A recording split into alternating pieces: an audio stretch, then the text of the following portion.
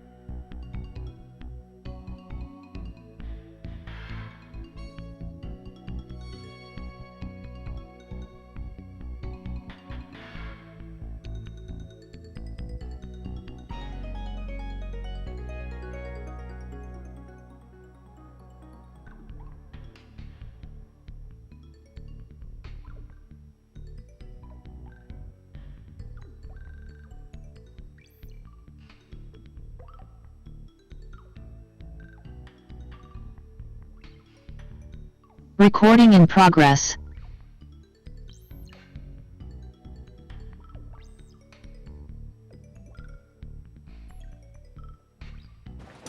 Trustee Pfeiffer? Here. Trustee Duro? Here. Trustee Meyers? Here. President Bannerstill? Here. Trustee Walschlager? Here. Trustee Budke?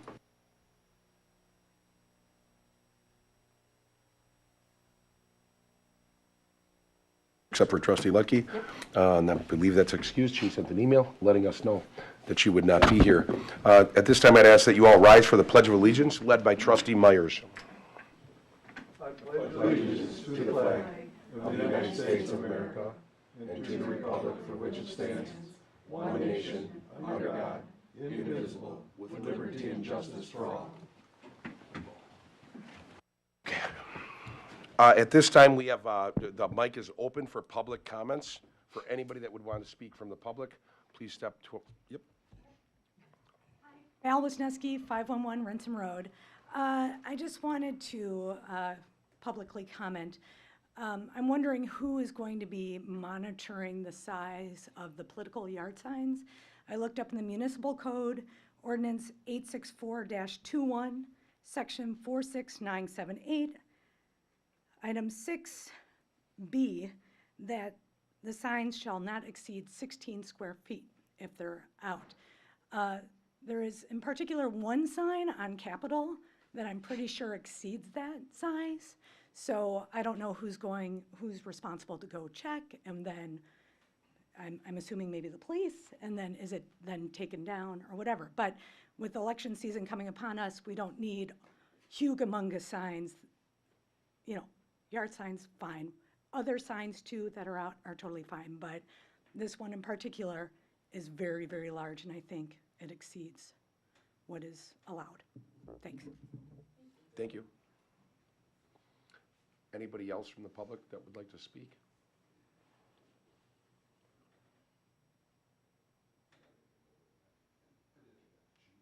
Chief Misko will be down shortly, so maybe in announcements he can give some answer to that. Okay.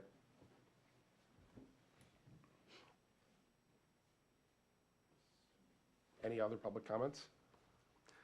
Since there are no other public comments, we'll move to our first item on the agenda, which is a consideration of a motion to approve the village board minutes for the February 14th, 2022 meeting, and approve the minutes for the joint village board and joint architectural board plan commission minutes of the February 14th, 2022 meeting. I'll make the motion to approve the village board minutes for February 14th meeting and the joint village board and joint architectural board plan commission meeting of February 14th. Been moved and seconded to approve the minutes for both of those meetings. Any discussion? All in favor? Aye. All opposed? That motion is carried. The next item we have on the agenda is consideration of a motion to approve vouchers for payments in the amount of $5,152,029.43. I'll make a motion to approve the vouchers in the amount of $5,152,029.43. I'll second. It's been moved and seconded to approve the vouchers. I'd Any just like to- discussion? Yeah, Go ahead. I'd just like to call it real quick. 4.5 million of that 5.1 is tax levy amounts that we pay to the other taxing jurisdictions. And those jurisdictions are? Arrowhead High School, Lakeside School, Lake Country, Merton School, Swallow, Waukesha County, and Waukesha County Technical College.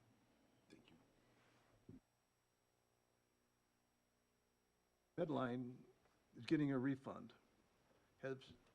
Has that money been taken out of the amount that we're paying the different schools in different areas, or is that a later? That's a later. So under the state requirements, we have to give the refund to Medline. Then this week, I will be submitting a PC 201 to the State of Wisconsin Department of Revenue. At that point, they will review that and give a chargeback to all the other school districts. They have until March, I believe, March of 2023 to repay us.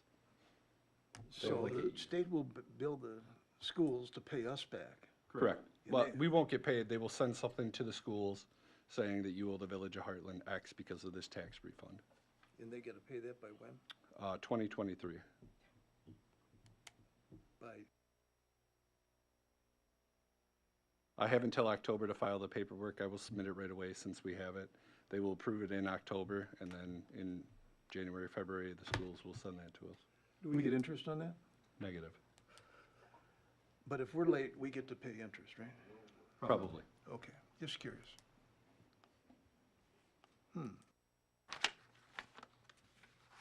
Any other discussion? All in favor? Aye. All opposed? Abstain. That motion is carried. The next item we have on the agenda is items or actions related to licenses and permits. We have operators, bartenders licenses. This is for Andrew Mills. They have successfully completed the courses and gone through the proper processes with the police department. I'll make the motion that we approve the operator's bartending license for Andrew Mills. I'll second. Been moved and seconded. Discussion. All in favor? Aye. All opposed? That motion is carried.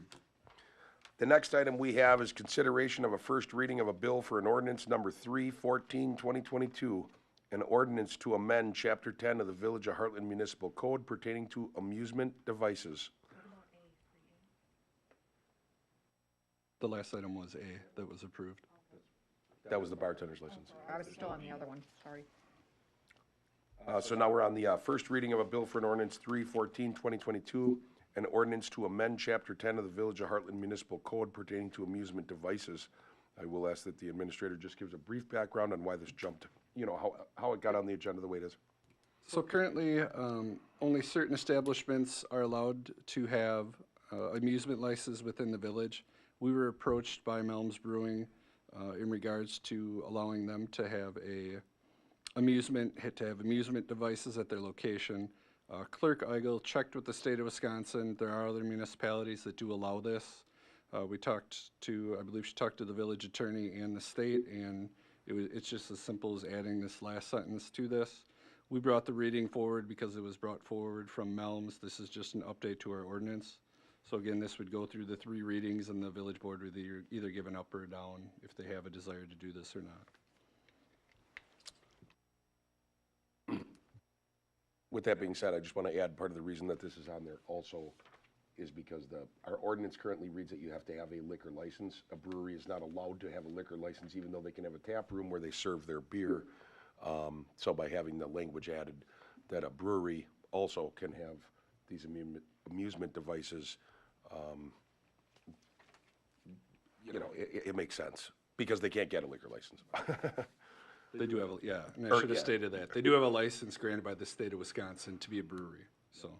And the state does not prohibit this use. And would their license alcohol license is just to serve their beer, is that correct? In their tap room? Correct, it's just for the brewery, yep, And also buy it for takeout, right? Because they sell theirs. correct. Oh, Okay. for their brewery Okay. only. From Melms Brewing. Just to clarify on your question, the license does not mean we are only licensed to sell our beer. We are licensed to sell craft beer.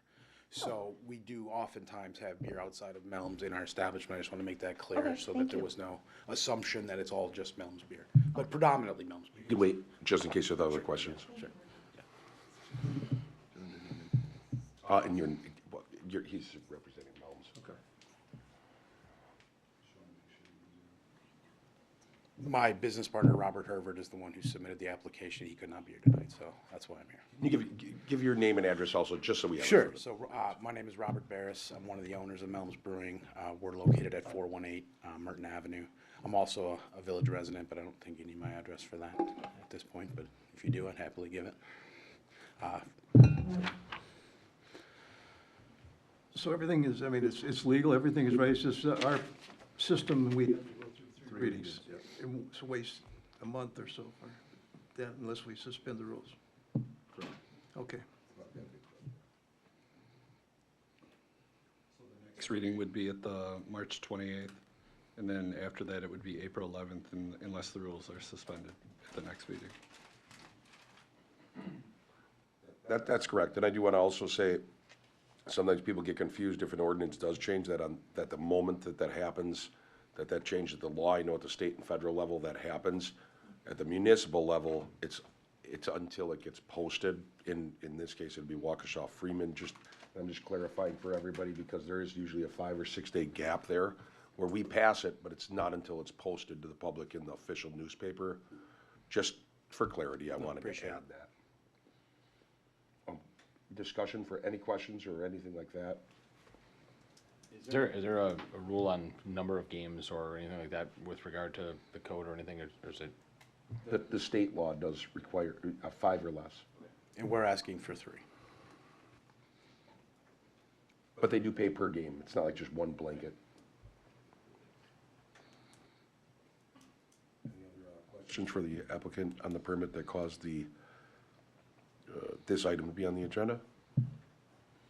That first reading is complete. Thank you. Thank you.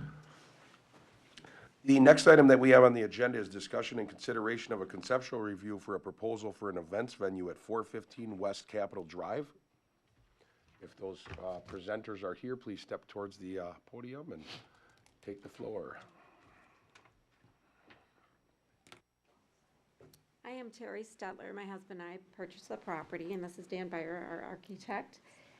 Just real briefly, we're Lake Country residents, lived here 16 years, business owners in the community, and you pretty much have all of our documentation. That's our background. Questions or concerns or? I don't know if you maybe just want to give a quick walkthrough. So this is a concept review. It would be a wedding and event space at Zion Church. A little bit different than the last applicant we had. The church would stay. That would kind of be a ceremonial, correct? And then behind it, that building, the old school building, you would use as a Reception area. reception. Mhm. There would be no outdoor music. Correct. Anything else you kind of want to share about it? Just Go ahead. Yeah, well, like I said, I mean, generally speaking, the church, like you said, is a ceremony only. I think the major component of this piece is the renovation of the school building, and as well as a small addition to the east side that will be for essentially bathrooms and mechanical space. But the goal is to get 175 seats in the existing school building, and doing that by demoing some of the walls. Yeah, you can see the photos there. As well as some, obviously, upgrades to the exterior site. The exterior site is, we're trying to maximize the parking that is there. And I think we got, I don't know exactly, I thought it was 75 stalls. 75, 77. So 77 stalls. We are not, there are some differences from a site layout standpoint from the previous, I think, iteration that you might have seen. We are not certainly asking for any on-street parking on Capitol Drive within the right-of-way. We want to avoid that. We are extending the east side of the parking, the new parking lot, surface parking lot, north and east a little farther, farther north to get some added stalls than the previous application that you saw. Those are the kind, you know, we still like the, we like the idea of the outdoor patio to the east, but that is much far smaller, more minimized from a usage standpoint than what the previous applicant was looking at. Most of the events will certainly occur in the school. We see the east patio is a little more of a breakout space during nice weather. Yeah. Mostly cocktails or hors d'oeuvres, early evening. Excuse me. Sorry, go ahead. The house, is that gonna be, just stay there and? We currently own the house as well, and we are in the process of remodeling it right now. As to how it's going to interact with the property, I guess we're kind of looking for feedback from you. We've been told that perhaps the village would like us to have both parcels combined. Yeah, I think when we were talking with the building inspector, I think his thought was it would be tough if somebody purchased that house and now you have if there's ever disagreements down the road with events or weddings, things of that nature. So, again, remember, this is just a concept review, so parking, all these details are to be hammered out at Plan Commission.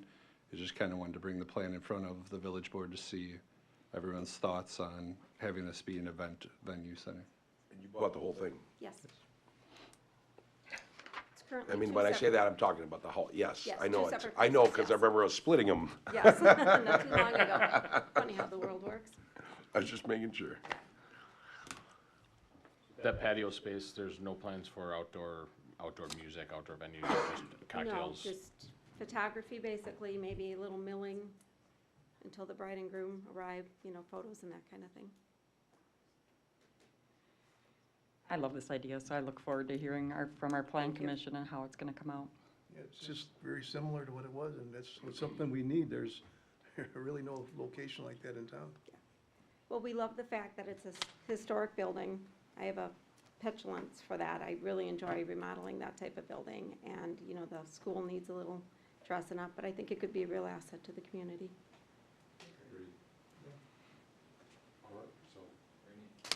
Unless there's opposition, it'll go on to Plan Commission. Okay, very good, thank you. Thank you. Thank you. Thank you. And did you have? No, Trustee? thank you. The next item we have is consideration of a motion to approve a special events permit for Swallow Education Foundation's Run Your Socks Off event. This is on May 14th, 2022. Do we have any representation here? If you want to step towards. My name is Kelly Ogers, Recreation Director. I've been working with them on this event. Just a little feedback for you guys. The Heartland Police Department does provide 2 squads for traffic control at both entrances to Four Winds. Waukesha Sheriff Department assists with 1 squad for traffic control on County HE and County HK in the town of Merton. Fire Department does provide ambulance for the event. Department of Public Works provides barricades to block off roads. In your packet, you do have a map of the route right here. The red is the 5K route. The blue is a 1.2 mile route that they have. They have handed everything in from insurance, paying the special event permit. And do you guys have any other questions? I notice it says no outside vendors, so there's not gonna, but then later on it said, yes, there could be vendors, you know, food vendors or something like that. Has that decision been made? Because part of it says no, no, no, and the other part says yes, yes, yes. Yes, I think in the past, do you want me to come Step up? to- Yeah. Yep. So I think in, And then just announce your name, address, or Okay. that you're just representing the. okay, Becky Anderson, address 112 Sycamore Court, Heartland.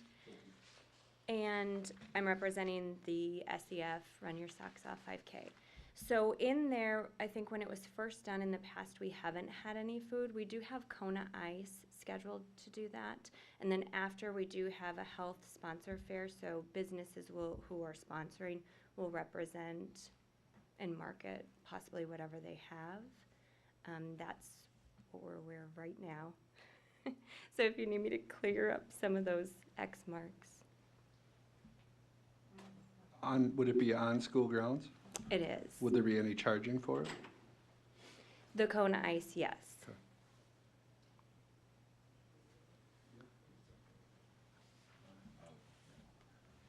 Trustee Meyers, are you done? Yes, sir. Trustee Walsh, are there any questions? One of the lines in our packet says Swallow School is in the town of Merton, Yes.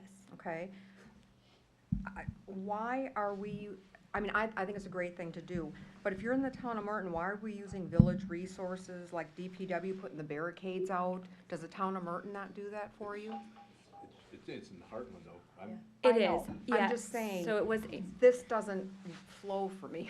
So but you pay taxes in the town of Merton? yes, so everywhere where this race will be, it will be Heartland taxes. Correct. I just wanted to clear that up because that was brought to my attention. Yes, it's a funny little line there with, Yes, Yes. I know. I went to that school, so I know. I'm not sure why they did things the way they did, but they used to fight a lot, to be quite honest with you. And for whatever reason, the school building, they didn't want in the village of Heartland, but everywhere around there is Heartland. I know A that. lot of the children are people from Heartland, and it is a Heartland school And I've had people district. ask me, a person No, asked sure, me I just about wanted to this. say, I mean, it's one of those school districts that is in multiple municipalities, so to speak. But I understand what you're saying. It's surrounded by the village, basically. Correct. Yes, Yep. I know that. Yep, correct. But that was a question, I wanted to verify that on tape. Okay, thank you, that was all I had. President Vanderstill, if I may, could just add to that. This is a little bit of a unique event, like you just described. It is both in the village of Heartland and in the town of Merton. All of the village of Heartland resources, the 2 police officers at both subdivision entrance exits, the 4 winds, those will be village of Heartland squads because that subdivision is in the village of Heartland, as Trustee Connor alluded to. So we just do the traffic control for that portion. However, there will be a Waukesha County Sheriff's deputy available for traffic control at the county highway intersection outside of Swallow School.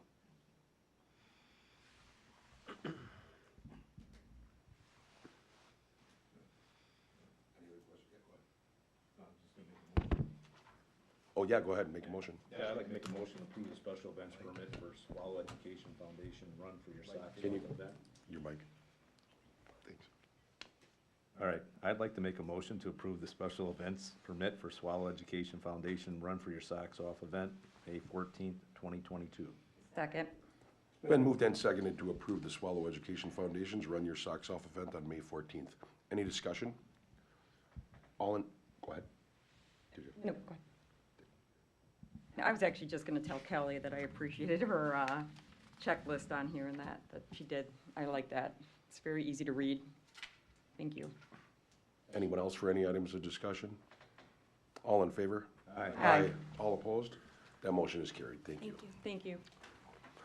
The next items we have are referred from the February 21st, 2022 Plan Commission meeting. This consideration of a motion to approve a conditional use permit for the operation of a secured self-storage facility for free-up storage at Heartland LLC. This is at 840 Rose Drive.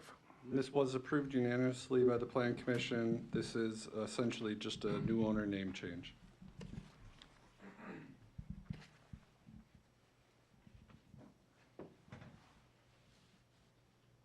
If there's any questions or discussion, otherwise, obviously, like Ryan just said, with a name change, it'd be typical to make a Right. motion. I'll make a motion to approve the conditional use permit for the operations of the secured self-storage facility for freed-up storage of Heartland LLC, 840 Rose Drive. I'll second. Been moved and seconded to approve that conditional use permit. Any discussion? All in favor? Aye. Aye. All opposed? That motion is carried. Number 8, we have discussion and consideration of a motion to approve a banner for Kiwanis and bid for the Bark River Bash. So just a little background on this. If you recall, we had that last year. It was a huge success along the river with the ducks and the fundraising. So they're bringing it back this year. They just want to put the banner up again if the village board is allowing. And at that point, if we do allow it, item A would also be a motion to add this to the banner policy since We weren't sure how successful it was gonna be last year, so we didn't add it, but it was very successful and well received.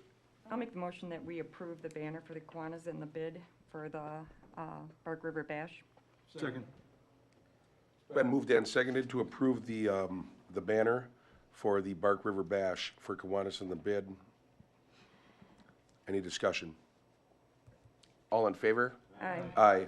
All opposed? That motion is carried. That motion was for the event this time only. Correct. Correct. Now I I'd just like- wanted to clarify, and if anybody wanted to make a No. motion, oh, go ahead, go ahead. Now I'd All like you to got make it. a motion that we add that to our list of events, of annual events, but with the understanding that they do still need to bring the banner to us every year for approval. Correct. Second. It's been moved and seconded to approve the banner for the Bark River Bash on the annual list for the Village of Heartland of approved banner entities, but the banner itself, the design has to come to the village each year, as it does for all the other organizations, yeah, the events. Any discussion? All in favor? Aye. All opposed? That motion is carried. Now we have a discussion and consideration of a request to allow yarn bombing in downtown Heartland. Is anyone here in regards to that? Yep. Yep, I didn't see it. My name is Julie Antono. I am here, I think my cohort Liz Silky sent you a bunch of information. We are representing the Lake Area Free Clinic, which is a nonprofit medical and dental facility located in Oconomowoc. We started the yarn bombing about 6 years ago in Oconomowoc to bring awareness of the clinic's availability to uninsured and underinsured people who live in Waukesha County. And we've branched out from Oconomowoc. Last year we did Delafield, and it was really successful. We were, again, surprised by how many people had no idea that there was something like this right in their own backyard. So we decided to keep branching out, so here we are in Heartland. So what we do is take items like these, and we attach them by using yarn. We wrap them around the item and stitch them on, and then we add zip ties to the top to keep them from sagging if it rains. And we keep them up. We usually hang them the month prior to our biggest fundraiser, which is a gala that we have in September. So we usually put them up in August, and we take them down after the gala, which is the second week in September.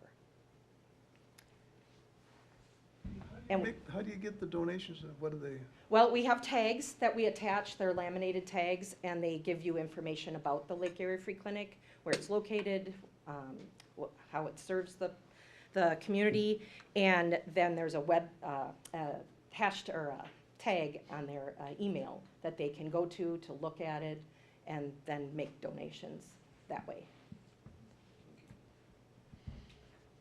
So you don't use staples into the trees or anything like that? No, we do it all by, we call it whip stitching, the item together onto the tree or the post or the pole or whatever item we're allowed to use. We do go to some of the businesses in town, if they have like porches or things like that, and ask if they'd be willing to let us do those. We have business cards that we can leave for people that are curious or asking questions about it. And then, like I say, we just use the zip ties to secure them. Okay. I saw this in Oconomowoc a couple of times, but I honestly never knew what it was for. Yeah, So- I did, were you walking around or were you, okay, because like I say, most of the items have and they're pretty big tags. They're pretty substantial size-wise. And they have the Lake Area Free Clinic's logo on them. And so if you like stop and look, it's hard to miss them, I guess maybe because I've done it so long, but. Yeah, maybe I just happened to catch ones that didn't have it on. And did you put some in our park last year? Well, we were told that they wanted hearts in there for an event, and so we did put them up, but then we took them down, so. Because again, I didn't know what those were for either. Yeah, it was not something for it was an event that you were having in the park. And somebody had approached us and asked us if we would put them in there. Draw awareness. I think it's very cool. I have a question. Does something like what they're showing right now, does that in any way inhibit or damage the tree if it's up there for a couple weeks or if it rains? No, because it's a natural fiber. Yarn Okay. is a natural fiber. We've taken these down to have all kinds of little creatures have crawling around in them. And But it crawling doesn't around damage the tree. We do not do anything that has, like, if there's, the tree has a branch and there's leaves on the branch, we don't disturb anything that's like thriving. So it's basically the trunks of trees. And then how is something like that, how would you keep that up on top and keep it from sliding down? We zip tie them. And that doesn't damage the trunk? No, because it's over the yarn. Okay. So I have a question. Mhm. I'm Dave with the DPW. Hi. So my question is, great cause, great idea, love it. My question is, so if these fall or slide down the posts or the trees, do we have contact information? Yep, and we check on them. We check on them weekly. And when these items are sold, are they removed at that time, or how does this Well, work? so usually at the end, we'll ask if anybody wants to purchase it, they'll reach out to us. Okay. And then we'll talk to them at the end of when we're taking everything down. We don't, we had a huge response in Delafield. This one woman wanted like 10 items, and sometimes we take them down, we wash them. You can tell, like, this one's obviously been up for a while. It's a little faded out. But we reuse them. If somebody wants them, we'll give them to them at the end. We'll negotiate a price. We're not trying to get rich on it, but. Yeah. So if the board does approve it, I am a huge proponent that we use zip strips and no staples in our street trees, please. Yep, well, like I say, we're gonna wrap it around whatever, the tree trunk or the post, and then we're gonna take a piece of yarn and stitch this together. Perfect. We don't, and then we just use the zip tie around the top to keep it from sliding down if it should rain. Excellent. Great cause. I like it. Yeah. I have one more question, sorry. Are you still gonna do it in Oconomowoc and Delafield and We Heartland? or- won't do Delafield, we always do Oconomowoc because it is the city that the clinic is located in. But we won't do Delafield. This is all volunteer. Everybody that makes this stuff volunteers their time and talent. So our resources are obviously limited with that, so. It's fun, and I think it's gonna bring some color and some education. Thanks. Into Heartland, and hopefully help support the cause. Yeah, like I say, we're always really pleasantly surprised by the number of people that, and the clinic will say too, that they've seen more new patients to the medical and dental clinics because people have learned about it through this, so. I'll make a motion. I'd like to make a motion to allow the yarn bombing in downtown Heartland. It sounds like a month prior to the event, right? Yep, Sounds well, like I the think month of August. this year it's the 12th of September is the actual gala, so we would put it up around the 12th of whatever that weekend is. We usually try to do it on a Friday night when it's getting dark, so that when people wake up Saturday morning, that's the whole bombing piece. They wake up on Saturday morning and it's, what was not colorful is now. The way they're doing it and safe for the trees, it's not gonna hurt anything, and it's gonna be a good way to draw attention to your cause. Thanks. Second. Nobody did. Been moved and seconded to allow the yarn bombing to take place.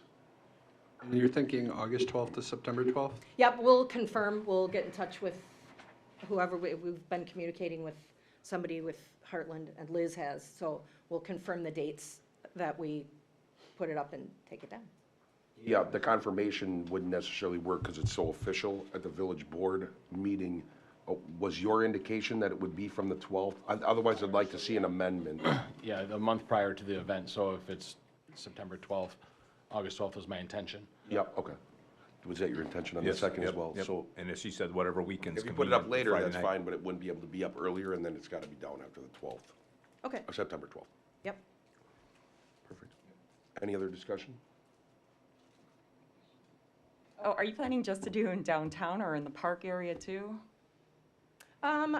Well, we can do as much or as little as, we try to do as much as we can. So we have a lot of pieces that are big like that. So if you have bigger trees in the park, I know there were some in there when we were there. Can't tell you. In this email to Darlene, it says at the downtown area. Yeah, that says it's just a beginning list, that there could be more added, so that's why I was getting a little clarification, because we would have to see if our park board was okay with it, and DPW feels comfortable with it happening in both. If this is going through park, has this been through park yet? The intent wasn't parks as of yet, it was for downtown, if they get a big following. I mean, there's no reason we couldn't take this to parks if you wanted to expand it, but So the for right now, thought it's was just downtown. On the main streets? You Sure, have what, and North we- Ave, that's Cottonwood, fine. and Capitol? Yeah. Okay.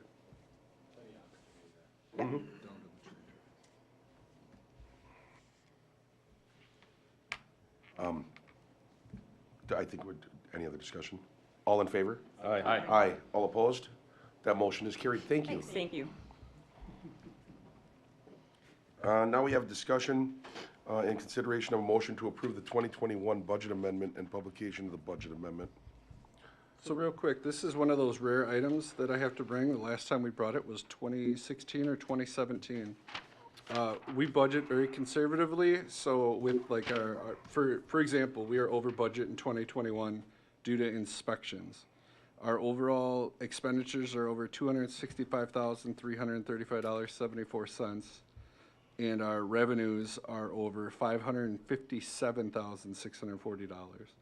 But it's one of those things where if we overexpend our expenditures, we come back asking for a budget amendment. I'm asking for that budget amendment for inspection permits, because we actually had a budget of $196,000. And no, we had a budget of $137,000, and I'm asking to increase it up to $364 to cover essentially everything. So I'm looking for attachment A to be approved. I would mail it to the paper to be published. All it does is this goes in our audit report and just shows an amended budget. So we have an original budget in the financial statements and an amended budget. So this way we stay somewhat in line instead of just everything being. Yeah, so like I said, technically we've overexpended our expenditures, but that we also have revenues that are double over that. So this just brings us in line. It's essentially stating we budgeted conservatively, we're gonna move it up. We're still gonna be over budget on revenues, so. Bring clarity. We just, our building permits, I mean, we had eight apartment buildings, all the condos, townhouses that we had. So expenses and revenues are way up for both. So basically, this is just an accounting situation. It's not a. It is. Give or go, so. It just goes into the paper. So I'll make a motion that we approve the budget amendment. Second. Ben moved and seconded to approve the budget amendment and have it published in the newspaper. Any discussion? All in favor? Aye. Aye. All opposed? That motion is carried. The next item that we have is discussion and consideration of a motion to award a contract for the well number 2 rehabilitation. Whoop, you missed one. Just one, Jeff. Number 11. Sorry. My apologies. Thank you for catching that. Our actual next item is discussion and consideration of a motion to approve change order number 1 and final payment for the 2021 Slurry Seal Program. So Farner Asphalt Sealers LLC is seeking payment for the 2021 slurry seal. We've asked them multiple times for their final bill, and we just finally received it. So part of the project closeout, there's a change order. That change order was minus $27,000. That's because we took the Woodlands cul-de-sacs out because it was in too bad a shape. So that's on the paving project. You'll hear about that shortly. So staff recommends payment to Farner Asphalt Sealers LLC for the sum of $37,392 for the 2021 seal program. Makes sense. I'll approve the $37,392 payment to Mr. Slurry. Ben moved and seconded to approve that to approve the change order for the slurry seal and the final payment. Any discussion? All in favor? Aye. Aye. All opposed? That motion is carried. The next item we have is discussion and consideration of a motion to award a contract for the well number 2 rehabilitation. So during the budget process, we put in there to rehab well house number 2 up on Sunny Slope Drive. The DNR recommends that being done approximately every 10 years. We're on year 11. We've found some wear and vibration in the pump shaft, so we decided not to wait till the 15 years. So we put it out for proposals. We received 3 proposals. CTW Corporation came in low at $19,000. That's $1,000 under our budgeted allotment. So we're recommending seeking the work being done by CTW Corporation out of Lannon for the sum of $19,000. If there's wear and the DNR recommends replacement after 10 years and we're at 11, and it came in under bid, it's a no-brainer. I'll make the motion to award the contract for well number 2 rehabilitation. Second. It's been moved and seconded to approve the contract for well number 2 rehabilitation.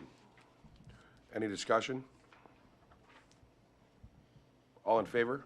Aye. All opposed? That motion is carried.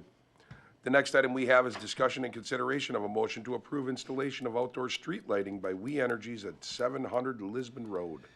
So this was brought to us by a few residents from the Four Winds subdivision. There's a crosswalk that goes across Lisbon, and then it leads into a dark trail, and then into the parking lot at Centennial Park.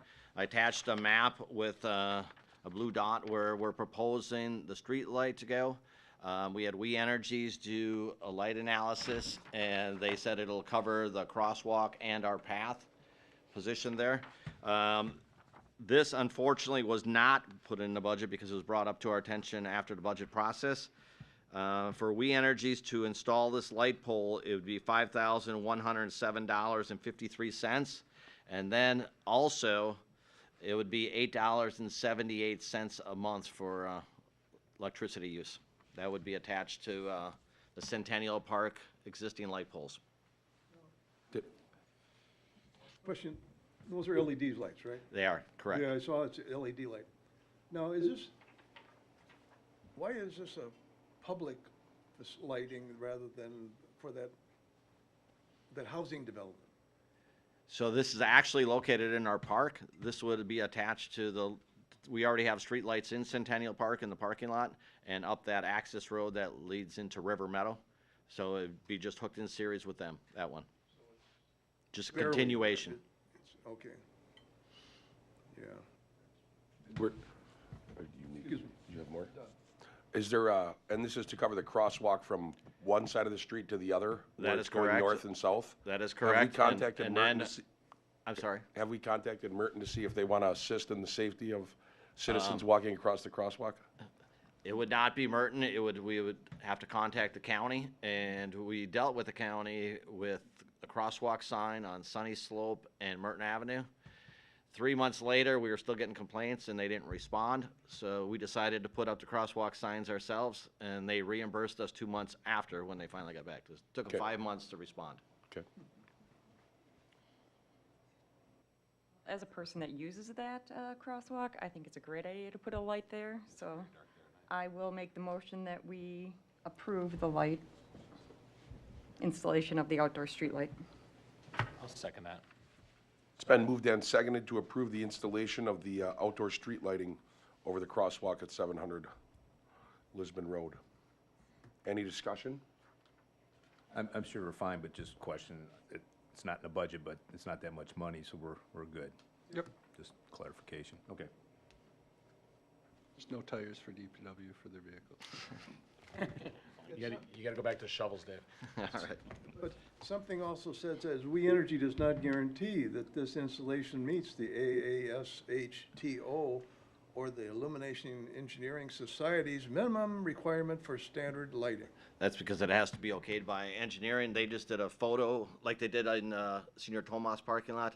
They just do a photo op and show the spread of the light rays. but it's not engineer certified, that's what that means. They're not gonna come back and we're gonna have to redo that $5,000 pole. I'll guide them across the street with a flashlight. Thank you. Any other discussion? All in favor? Aye. Aye. All opposed? That motion is carried. Now we have discussion and consideration of a motion to award the 2022 Utilities Program to Wood Sewer and Excavating, Inc. in the amount of $330,792. So this was also part of the 2022 budget process. So we do utilities 2 years prior to paving of roads. So we brought this forward, we made inspections, and we made a list of utilities that need to be repaired. We put it out for bids through Recruitment. They got 4 proposals. The unfortunate thing is that we budgeted $322,000 and it came in at $330,792. If approved, we are asking for the permission to order the fire hydrants, and there's one structure that needs to be pre-ordered before the attorney goes through the contract. The only reason we're saying that, our fire hydrants used to be 2 to 3 weeks out. They are now 2 to 3 months out. So if we wait that long, it's gonna hamper our paving project. It's gonna push that back. And we always like starting the paving project, which is coming up next. We always like starting that right when school lets out and get it done before school lets in.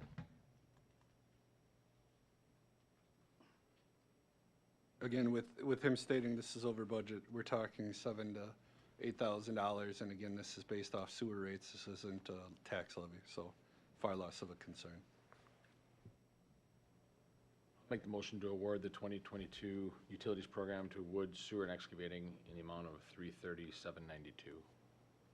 Second. It's been moved and seconded to approve the 2022 Utilities Program to Wood, Sewer, and Excavating, Inc. Any discussion? All in favor? Aye. Aye. All opposed? That motion is carried. I do have one question.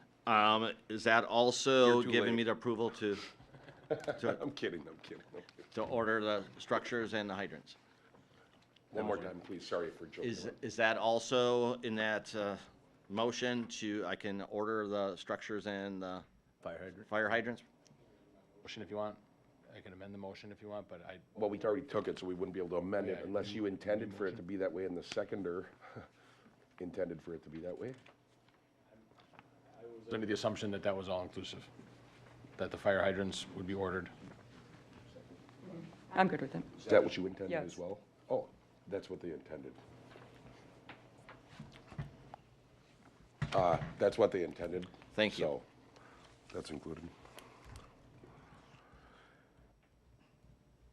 Now we have discussion and consideration of a motion to award, I'm sorry, discussion and consideration of a motion to award the 2022 paving program to Payne and Dolan, Inc. in the amount of $1,046,972.70.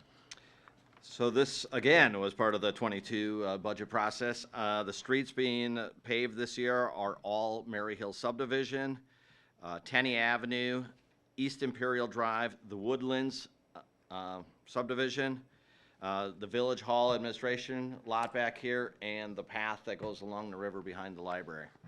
That is part of the paving project for this year. You see there's three proposals, and Payne and Dolan came in low at $1,048,972.70. Staff recommends we go with Payne and Dolan's bid. Is that the right bid? There's a discrepancy. I'm going to ask the administrator to touch. Yep, I just pointed that out. The number on the agenda was $1,046,000. It should be $1,048,000. So again, the actual number is $1,048,000. Yep. $972 and 70 cents. Got it. That is correct. Now, in the past, some of these original roads did not have the right base. And it's cost us hundreds of thousands of dollars to replace that crap.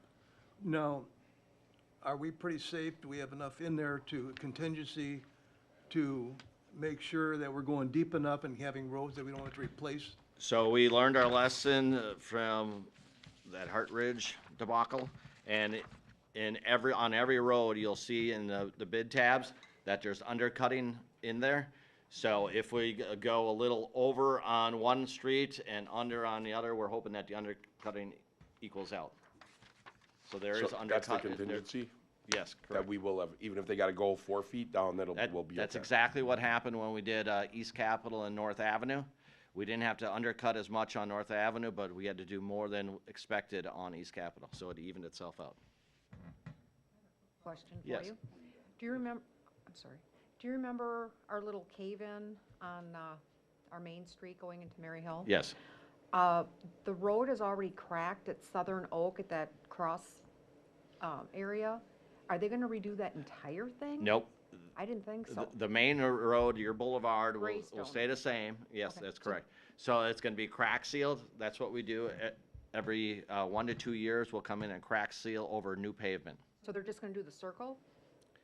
Around the manhole and, for paving? Yeah. They'll do both Southern Oaks, the cul-de-sacs, and that part leading into Merton. But they're not gonna fix the cracks, that's just gonna be crack sealed? That's gonna be crack sealed, Okay, correct. and that doesn't mean that we're caving in again? That is, that's correct. Thank you. Is it at all possible, and I know we gotta get through this, but is it at all possible on Southern Oak, that dead ends, to just fix the bad area and then slurry seal that? No, because here's why. We looked through that, we looked over that, and the water can't get off that road. That's why if you look right where the asphalt meets the curbs, the concrete, it's all hollowed out, and that's where it's all breaking away. Because it wasn't done exactly correctly, so the water's running. So we changed the way we make roads. We used to do it at 1% crown. Now we do it at 2% crown, so there's more water runoff to the curbs, and it doesn't stay in the middle of the road. Do we have to add a storm sewer there? We do not. We don't. What? And it will start to drain away? That is or it will- correct. So now it will? Yes. It will drain? Because right now, the way it sits now, the asphalt's deteriorated and settled. It goes over the curb and settles onto the asphalt. That's where it freezes. Good. All right. Could I put in for a drain by our house, so the water does go down, instead You of sit you there? could, just not on this item. You'd have to go and talk to DPW first. Any other discussion? I'll make a motion that we approve the 2022 paving program for Topane and Dolan for $1,048,972.70. I'll second. Been moved and seconded to approve the 2022 paving program for the $1,048,972.70.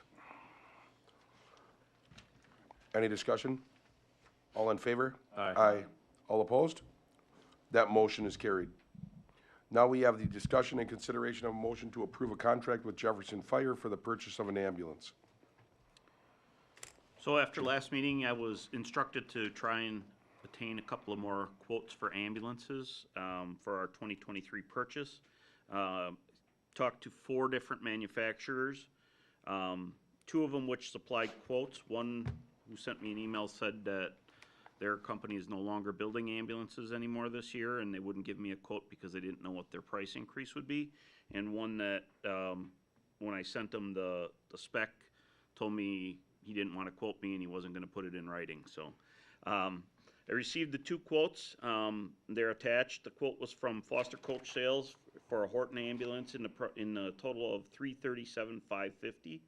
And the other one was from Everest Emergency Vehicles, a road rescue ambulance, totaling $347,000. And the quote for the demo from Jefferson Fire for a Lifeline ambulance was $299,819. Just last week, we had a demo by the Stryker cot that we use for cots in there, and they have a new cot that came out. That's why I did the amendment. The new cot has better hydraulics, has a few other safety things for my personnel and for the patients. We can carry them a lot lower where we don't have to carry them up so high, or people don't have to bend over. So that was the addendum that I put in. It was an extra $8,000 for this cot system. So that's why the price went up on Lifeline ambulance. I didn't add it into the other ones because it seemed a moot point for me, but that it's the same price across all 3 manufacturers because this was coming right from Stryker. So Out of the three, are you still confident from the quality with Jefferson? Yes. I mean, obviously, the price is substantial. Yes. Chief, are the quotes apples to apples? I mean, Yes, that, comparing, they that, all the had the quote exact? was from what we had through Lifeline, and we sent that quote to all 4 representatives, so each one, the Everest one, I had a few questions, he came to me with a few questions, and we ironed everything out, so, but yes, it's apples to apples, everything was the same. The only thing we had to talk about was just different placement of cabinets or something, but it was nothing. Specs the same. Nothing that was gonna change the price of their quotes, so. My, Specs to us. I'm sorry, Donna.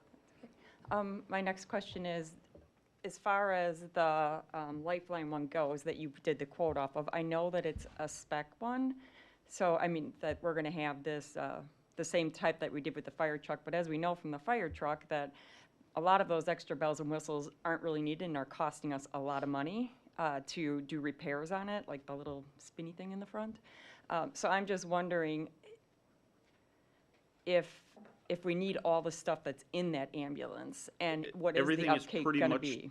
Everything is pretty much our spec, so that's what we've used on previous ambulances. We've reconfigured some cabinets because of the new safety standards. Each person in back that's not a patient has to be 4-point harnessed in a seat, so they're not able to get up and move to cabinets, so we just reconfigured cabinets so that they can get it from where they're sitting and not have to unstrap, get up and move to a cabinet, so. Otherwise, it's pretty much the same ambulance we've been getting, and the only, like I said, the only upgrade would be that cot system. COT system is safer for your folks to operate and It's, also safer for the it is amazing. I can send you guys the link on it. It's got like a little light for lighting the pathway. It's got an extra handle on it so that instead of the cot being all the way raised up so my people don't have to bend over to move it, they can just run the handle system. Our cot is rated for 700 pounds. About 500 pounds, you still need 4 people to help it get up. This, with the heavier hydraulics, will be able to do the 700-pound patient that we would have, so. I still have another question, so yield the floor, sorry. My other question is that I did do a little research myself of ambulances, and I don't know everything by any means, but according to other other towns in the area, we tend to do not hold our ambulances nearly as long as the other ones do. They hold them longer than we do. And also, what they pay for them is quite a bit less of what some of the more recent ambulances got. That's why it was my question for all the bells and whistles of like what extras, because I know when you're talking that one, that it has extra stuff just like that fire truck did. And because it has the top of everything, because that's what they want, the pretty shiny new ambulance, and to have everything. So that's why I'm curious of asking that. Yeah, I don't know what more you're thinking of. Like I said, it's our spec. It's the same spec we've used. The only difference is the way the seating is. So things have changed. You know, I can't tell you what a different, municipality there's all kinds of different ambulances. I don't know what their specs are. We use what the people have used now. This would be our 3rd Lifeline ambulance, and like I said, the only thing we've changed is the way that the cabinets are so that the people can reach them from their 4-point harness seat belts, so.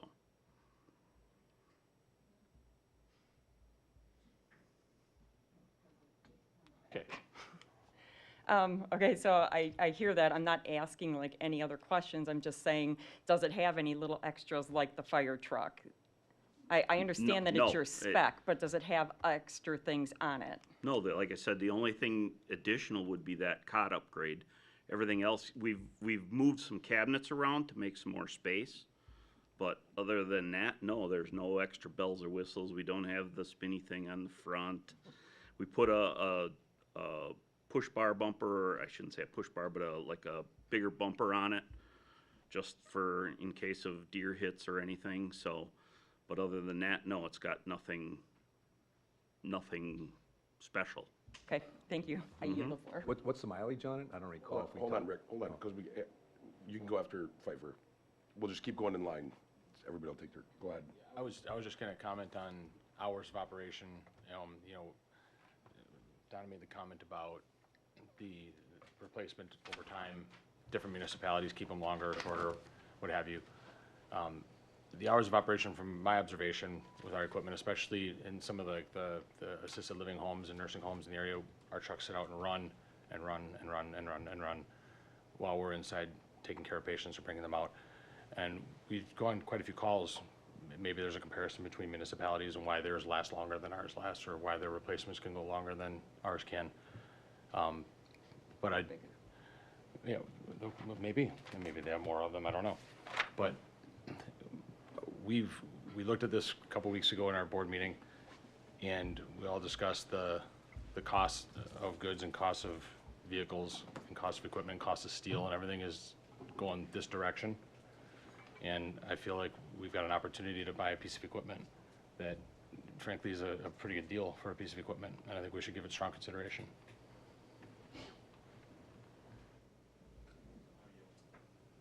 Yeah, I just reiterate what the mileage was on it. I believe, I'd have to look for sure, the mileage we have on our frontline ambulance right now, 4351, is around 57,000 miles, and that's got another 5 years to go. I believe the second ambulance right now, the one up for replacement, is right around 75, 80,000, I want to say. Like I said, I'd have to look for sure, but.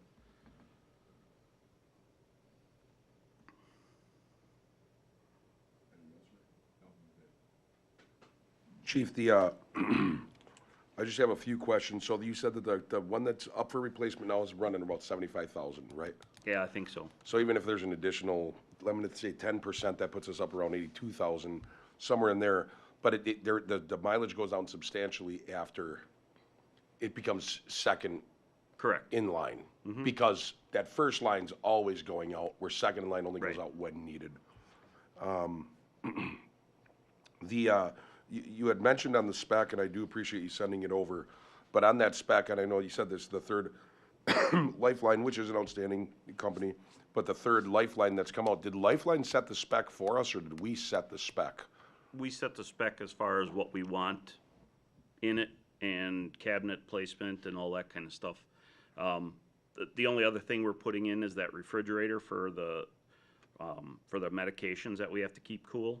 Right now, we have a little cooler that we use, and we go through like 2 or 3 of them a year at about $300 each. So this is a onboard cooler, keeps our meds in. It's lockable, so because it's all frontline medications that we have to have locked. So that'll be one of the only other additions on there. You know, otherwise everything else is pretty much the same as far as, you know, just moving cabinets around and making areas. We carry SCBAs on there for those personnel. If they're first on the scene of a fire, they can gear up and go. So we just kind of moved a cabinet in a little bit to be able to put that in there, and then for them to be able to put their fire gear in. So I guess my last question would be, and it's kind of a comment and a question, but based on the trajectory that we're going, it is unsustainable to continue to buy the fire department stuff that we're buying. It is unsustainable.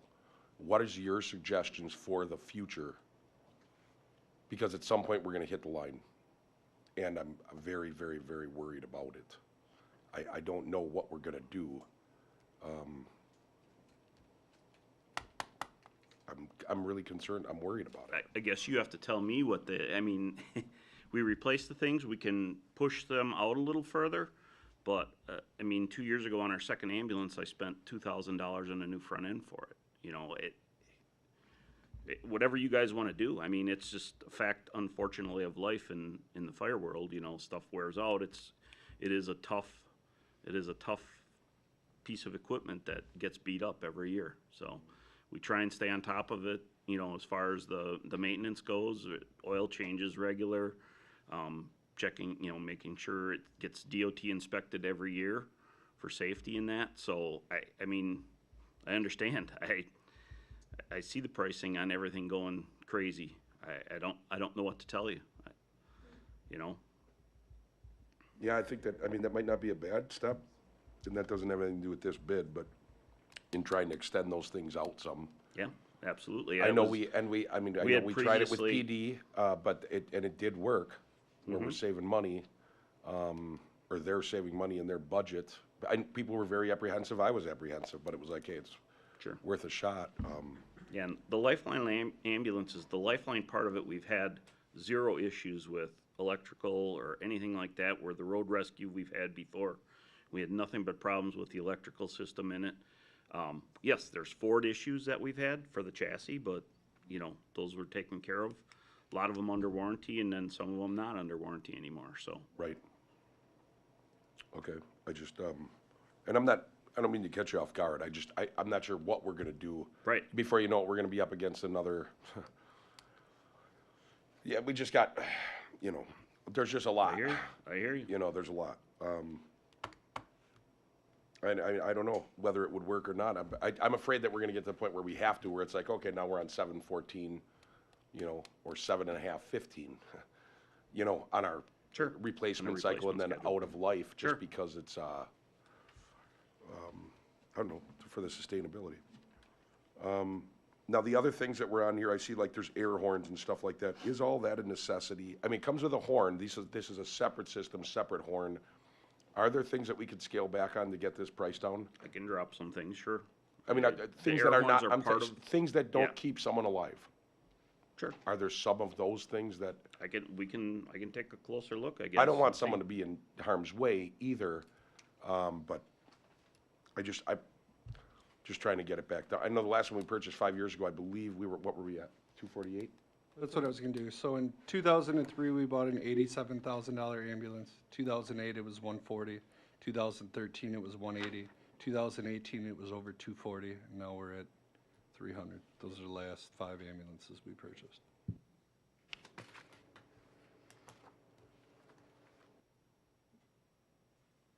Yeah, if we could get it get down to 315, 320, I think it'd be really helpful, just to start saving some, but I think we really need to look at just the life of them, especially since we know we can see the trajectory that the costs are going up. It's just a suggestion because it's just getting tough, or it's going to get, it's gonna get tough. Well, we know that from this year. We had a lot of equipment that we had to buy, personnel equipment, safety, life safety equipment. Absolutely. Or I should say gear. That's it for my questions. Thank you. But I think there's a point too that our community's getting older. And the paramedics act is gonna be using that thing all the time. And you're getting more and more calls. And I look at your reports, there's calls all the time. I mean, these things, it's gonna have to increase. And that's what's scary part is that, it's gonna increase. And the next thing is, what about our people? To keep personnel, salaries are going to go up. And it's a real expensive thing to do, but it also gives all our citizens a hell of a lot of safety. But there's a big mountain ahead of us, I think, with the emergency management, because that the vehicles are going to be one thing, but our people are going to start going up too. And what do you expect that with the payrolls are going to be affected? Just to keep people. Well, we can't keep enough now, right? I guess that was a question. Go ahead. Well, keeping people, yeah, it's tough. I mean, yeah, everything in the county is going crazy. Menominee Falls is paying $33 an hour for a paramedic with all the certifications, I pay 22 top pay for stuff. So, a lot of them are looking for the money, a lot of them are looking for full-time personnel, I still get some that come back and work part-time shifts as a full-timer. I've got one that just started in the city of Brookfield, $65,000 a year starting. So, but she's gonna come back and work shifts here once she gets out of her academy in a month. So, yeah, it's crazy time, trying to get people to stick around. Chief, I know that you guys do a great job and you really try to look for things. So I'm not just coming at over this. I just think that we can, if we've asked the police department to hold their cars longer, to ask you to hold your ambulance longer makes sense, unless there would be a certain reason why we couldn't. But I think what I'd really like to see from you, and I know that I'm off this board soon, but what I'd like to see, even when I'm watching the meetings in the future and that, is that when you come forward, maybe just say that this is the Lifeline one, but maybe I could get rid of X, Y, and Z, but this is ideally your perfect ambulance. But some ways that maybe you could save some money, because I know when we went through the apparatus things too, I made the suggestion of perhaps keeping the old ones and get half new ones, so that way you'd have replacement parts and they would all be working in that. And we just finally went with all the brand new sets of everything. Sometimes I think that we just go, we don't ever try and save anything, and it's not saving money at the cost of someone's life by any means. But there are sometimes, I think, ways that we possibly could at the fire department save a little more money. Yeah, I can look into anything. Are there things that you do have on the top of your head that you're like, we could get rid of those and it would not affect life-saving? I mean, not much. Like I said, I'd have to go through the spec again and see. Okay. We don't try and frill out the ambulance, or however you want to put it, you know. Sure. It's simply stuff that we've had before, and we continue to, you know, we just make adjustments on seating and cabinets, you know. We're not, you know, we don't put other things that we don't need or won't use in there. Obviously, the rest of that is all loose equipment that, you know, we put in, so. Okay. Thank you. Chief, I just want to also make clear that I know that the fire truck wasn't your buy, so just to get that out there, not that that wasn't on you. Well, one of the big things too, I mean, with the police, you don't run out of medicines every day. You don't have a $300 a month bill from emergency management to restock the cabinets. I mean, everything you have in there is gonna go. I mean, that's the problem. It's the shelves, the physical part means nothing. What's expensive is what they're doing with all the medications, which we know about from National, which is a problem, you know, with the prices keep going up. But every month, if you look at the expenses, you're looking at, you know, $300, over $400 just to replace the medications that we're using, where the policemen don't have to replace their bullets, you know? I mean, it's like, you know, something like that. That's a good thing. But that whole thing of medical is a concern. It's gonna be I don't have any idea where it's gonna go. I mean, Rick, you were into medicine. I mean, what's going on with medicine? Are we gonna, are those fees gonna go up? I mean, Nothing goes down, yeah. unfortunately. So in addition to that, yeah, it doesn't really, you know, if you buy a piece of equipment that'll work, the problem is you gotta fill it up with the stuff and the medications and the different things, and that's a real concern for me.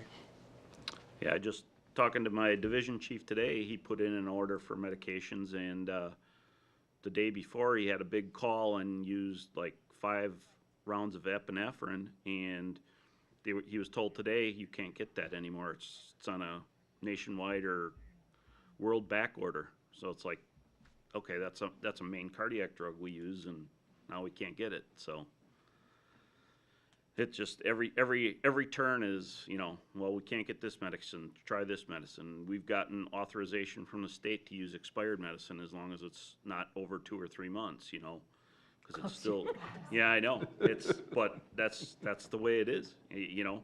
I either use that or I don't have any, you know, so. Privatized version of this scenario is worse.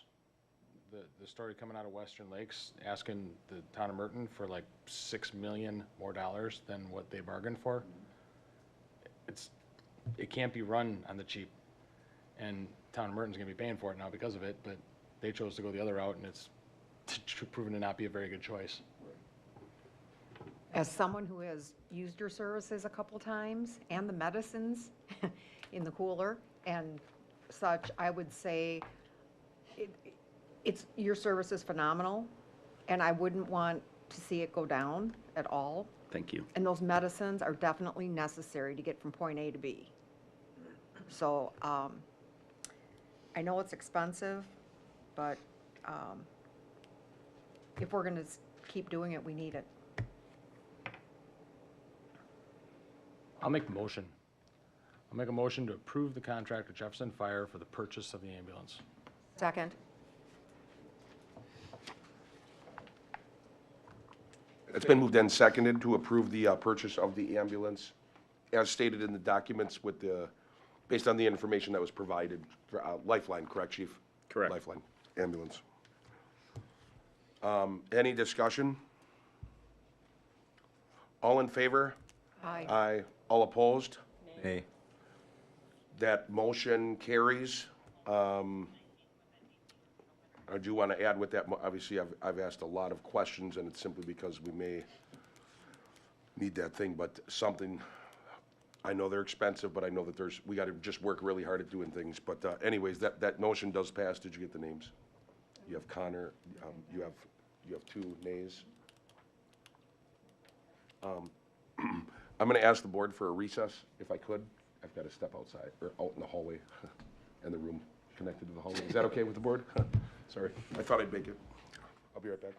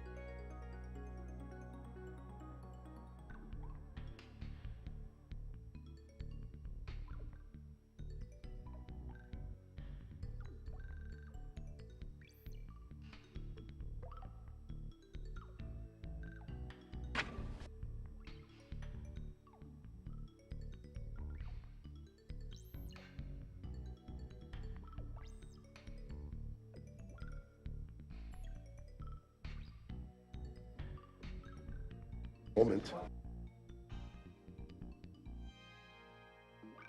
Okay, we'll get back to order again. You guys are relentless. Now we have discussion and consideration of a motion to deny a claim for unlawful tax for properties located in Paradise Trails. So to give everyone a little bit of background, we were served with all of these claims which state in the second paragraph that real property improvements were included in this. It is not. This is land value only. Hector, our village attorney, Hector De La Mora, and myself reached out to this law firm with that statement and with that question. Neither of us received any response. We did confirm with Grota it is land value only.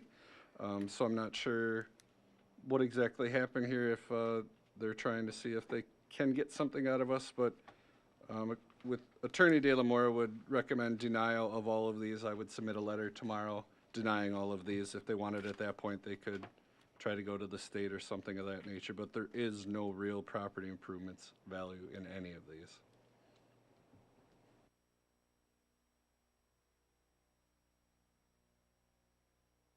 Second that. It's been moved and seconded to deny this claim of unlawful tax for properties located in Paradise Trails as stated on the paperwork, the exact HAV 0423981052. Was there some type of? That's just one of them. There's 15 No, different tax keys. Right, I read them all, but I'm saying, when you say this, what was their perception of how did they come up with that conclusion? It is shooting in the dark. They won't respond to us. They Okay. haven't. And then we deny. Any other discussion? This is always very odd, but this is to vote yay, sorry, I'm gonna sneeze. I thought I was gonna sneeze. To vote yes is to deny the claim. It's a yes to deny. To vote no is to say, no, do not deny this claim. I just want to make sure that's clear. But the motion's on the floor. I'll call the questions. All in favor of denying the claim? Aye. Aye. Aye. All opposed? That motion carries unanimously. Announcements. I would like to report that for T-ball, our late fee is in place now. Before Friday, the fee was $80 for residents and $95 for non. At the time on Friday, we had well over 200 participants signed up. Over the weekend, we've had more individuals and more emails inquiring about T-ball. The late fee has now been up to $125. Also, I am looking for summer camp counselors. If you know any young individuals or young adults who would like to work with kids, have great hours, and not work on weekends or late in the evenings, have them reach out to me. Also, as some of you probably are aware, the ice rink is officially closed this year. I think we had a great year. We didn't have to close the rink too much because of warm weather. We heard good feedback versus bad feedback, so that's good. We would also like to say thank you to our platinum sponsors, Smith & Keen, Bluebell Realty, gold sponsors. They will be our sponsors next year as well. And our silver sponsors, who are our sponsors this year. We will be reaching out to our silver sponsors to see if they would like to still sponsor the ring for the 2022 and 2023 season. And a thank you has been put out into on Facebook, and we'll have something out in our 2022 summer program guide. Other than that, that's all I have. I'd just like to reiterate, we will hire anyone of any age for those rec programs. Yeah, there is no age discrimination, anybody of any age. Kelly, that ice rink was a phenomenal success. The word around the village, everyone really enjoyed it and thought it was a really nice boost to winter activities at Nixon. Great job. All right, a couple announcements. So to reiterate what Trustee Meyers had said, we ran 97 calls in February, 26 more than last year. To date, we're at 223 calls for service. April 30th is our Heartland Extrication fundraiser. It's at Rustic Manor, begins at 5 o'clock. We have a band, a whole bunch of raffle prizes, so come on out and support the fire department. Chief Miska, while you have the mic, there was a question about political signs in our ordinance, the size of them and who polices that. Would you be willing to address that at all? Sure, I don't know all the size, like actual square footages without referencing the ordinance, but they are listed in our ordinance. There is no time limit to those signs, as if the board recalls. We addressed that several years ago. For First Amendment issues, we want to make sure people were able to express their political beliefs. And the village attorney felt that that was appropriate, so that was changed several years ago, so that does not fall into place. And then the police department would be for like a residential yard sign. Typically, the police department would be involved. There's a lot of different sign ordinance within our ordinance. Some of those are for businesses, and oftentimes the building inspector will get involved in a lot of those. There's a difference in size, I believe, with residential and business, but I could be wrong. Nope, that is correct. Okay. So you can, if you just want to reach out to us tomorrow, You can email me or chief, and we'll get it to where we need to go. Yeah, and I could even, if you want to come with me after, I could get it to you right away. It's very easy to find. I could pull it up right away.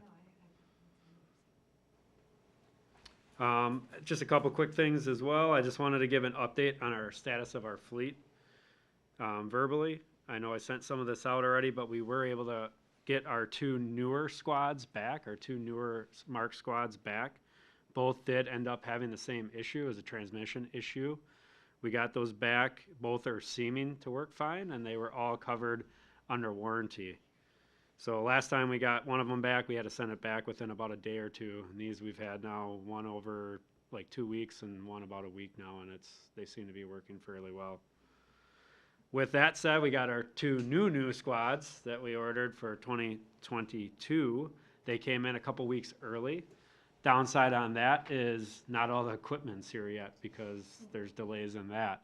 So we do have appointments to have the squads decaled at the end of the month proactively, and then also beginning of April to put all the equipment in. Once those are transitioned, we're going to make sure they work for a little bit and that we don't have any issues like we have with the last 2. Those did take a little bit, but we just want to make sure there's nothing immediate. And then we'll put those the old replaced cars onto our auction site and auction those as we typically do. We have a new officer starting on Thursday. She'll be getting sworn in ceremonially at our next board meeting, so you get a chance to meet her. Her name's Kayla Nelson. She joins us from the Waukesha County Sheriff's Department, where she served for a little over 2 years. Also was a probation parole agent before that, and a Department of Corrections correctional officer before that, so a lot of good experience. We also started a supplemental officer recruitment. We had some additional certified officer candidates apply. I left that job opening just kind of open indefinitely because of the state of recruitment for law enforcement officers is not like it was, or not very good, I'll say. So we want to continue to try to get our best candidates forward. So we did another written test actually this morning, and we'll be going through a staff interview and a interview process through our PFC at our April meeting. And then we'll take those candidates and merge them with our other candidates, and just again to make sure we're selecting the best possible person for the position. I look at these as 30-year investments. We definitely want to get it right. And again, this is for the position that we partially funded for 2022, which will become fully funded in 2023. So we're anticipating tentatively-ish a June 1st start date. So we do have a little time while we work through that recruitment. Was there a question? And then while we're doing that, our administrative assistant position, where we had Nora Santella, our clerk for over 20 years, she announced her retirement effective May 2nd. We actually closed our administrative assistant recruitment today at 4:30.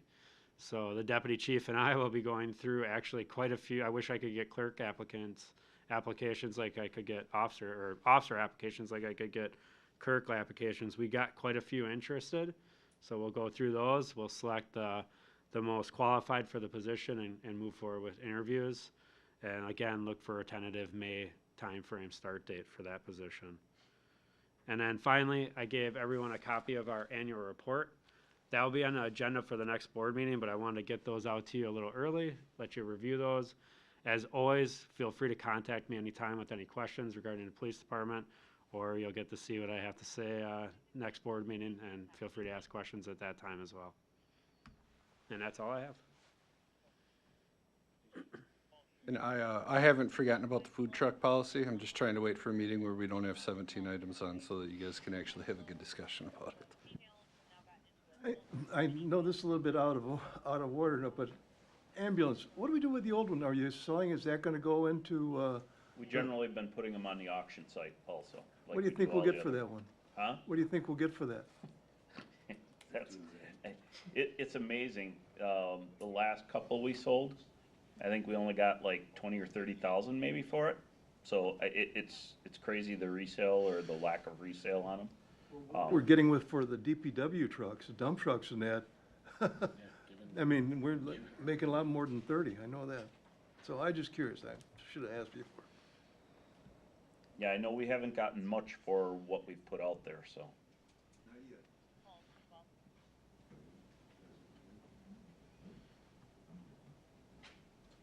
I know if I'm not mistaken, I believe it was our last meeting that was canceled. Motion to adjourn. It was the last meeting that was canceled for Tom's funeral, correct? Correct. Just wanted to make sure my head was in the right spot. But Tom Brass was our bid president for 5 years. He was still on the bid. Tom Brass did lose his battle to cancer.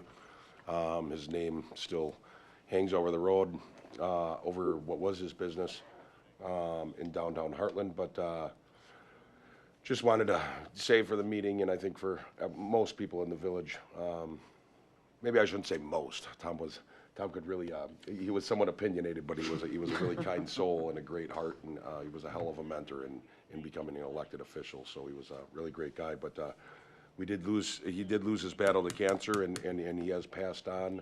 But obviously, our condolences to his wife, family, friends, and people around the village that were close to him. As he did give a lot to this village for a very long time. He was very involved in Rotary for quite some time. I believe he was very involved in Chamber, and also, the Business Improvement District. So God bless his soul. I'll make the motion to adjourn. I'll second. It's been moved and seconded to adjourn this meeting. All in favor? Aye. This meeting's adjourned.